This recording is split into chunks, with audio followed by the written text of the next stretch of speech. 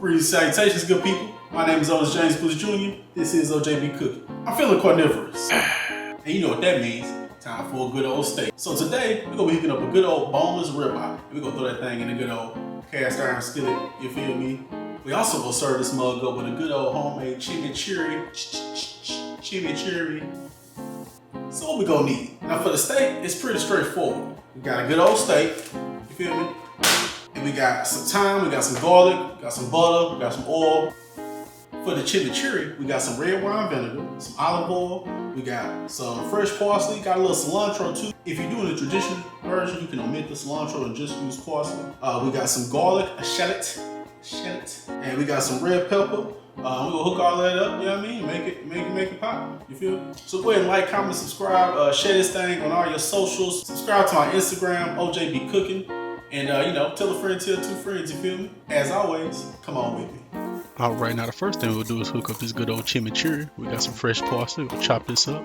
Ain't worried about chopping it too fine, but I want to chop it fine enough to where I can measure it out.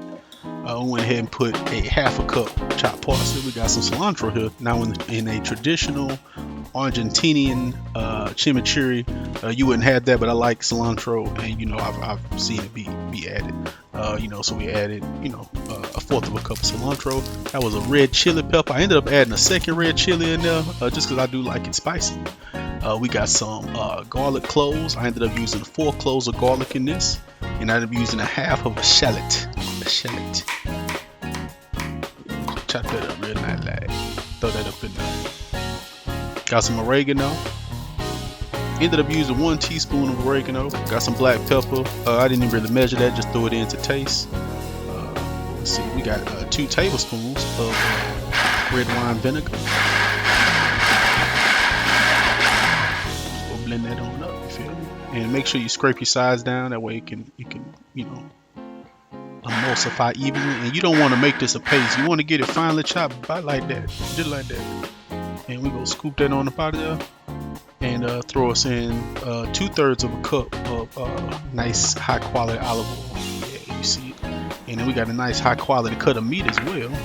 This is a steak. It weighs 1 1/3 pounds. We got a big boy here, and we're doing 2 things simultaneously. We're letting it come up to room temperature, and we adding generous amount of salt to both sides, and we're gonna let it bring out the moisture. So that was 20 minutes later. Coming back, and as you can see, it's bringing out plenty of moisture. Get you a paper towel, and you just go dab that right on off of there, or like my boy Frank Lucas would say, you go blot that. That's $10,000 alpaca.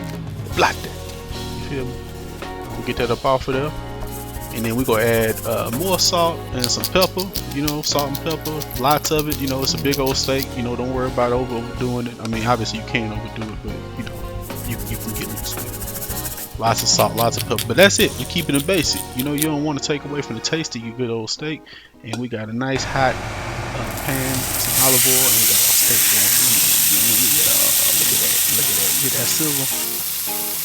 And I got this on a medium-high heat. And you know, of course, you know, if you work with cast iron, you know, often, you know, you gotta let it get hot. And of course, it holds heat, so you can't really make, you know, adjustments to your temperature as much on the fly. So make sure that you know what you're doing. Make sure you know what you're doing. Yeah, we on the way now. I'm gonna take this up and I'm gonna turn it on the side and let my fat get a little bit get a little crisp to it, you know. And I ended up doing about say 4.5-5 minutes on each side. This is a big steak, you know what I mean. You know, I wanted to get a nice good medium. If you're at home and you're not, you know, used to cooking steaks, you know, you can get your meat thermometer off of Amazon for the Lowski. I didn't end up using one of those, you know, just because I kind of got a good feel for it at this point, and I know what, you know, how to go about doing it.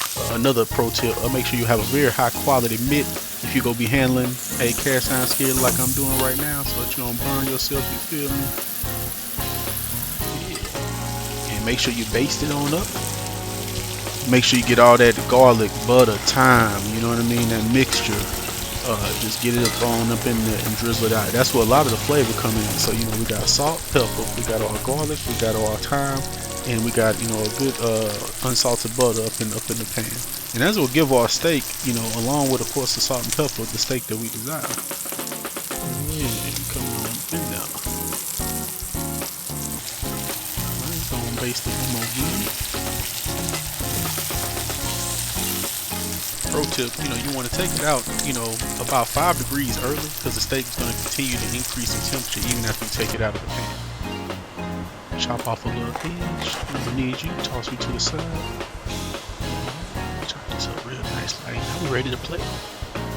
We got the good old chimichurri. I put a generous helpings of it for plating purposes. But obviously add as much or as little as you want. I love chimichurri, so I'm all about it. Not only did I add it, dipped it as well. And as you can see, perfect temperature. You know what I mean? Bring your sweet R&B vibes. Yeah, look at that. Great. Now it's time to see what to do. All right, good people. Moment of truth. Time to test it out. See what it do. Yeah. Let's see what we're talking about.